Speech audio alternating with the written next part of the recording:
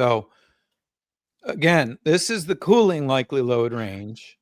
And in our software, you can explain to the people what their current size is, what the typical size is for houses their size. And then what we do is we break it into red, yellow, and green. And we encourage people, particularly if they're getting single stage equipment, to size to the green. And at the very worst, not to size beyond maximum duct capacity, because if you have single stage equipment and you size beyond maximum duct capacity, it's going to always be running beyond maximum duct capacity. Now, Yep. you get a little bit of flexibility if you sell two stage, but I wouldn't go too far away from this, because if the house is in the red for some reason, you probably got issues that even the best equipment isn't going to solve.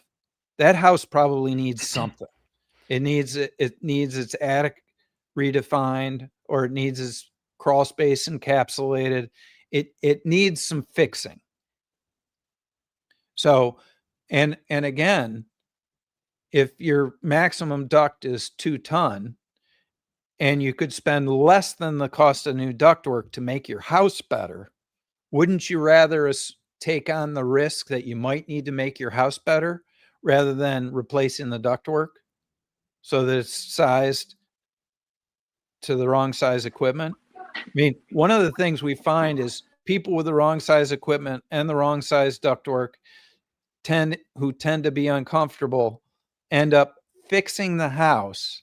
And as you fix a house that has oversized equipment, your load moves over this way and your house gets less comfortable. Yep. And you find you're going to have to replace the equipment a second time because you shifted the load so much. My house actually got less comfortable when we first spray foamed it because I had the other equipment running in it. Thank you. So, and this is when I was first working through this was me sort of thinking about equipment sizes, runtime, energy use, blower door, and manual J. And what you realize is manual J has this really broad range.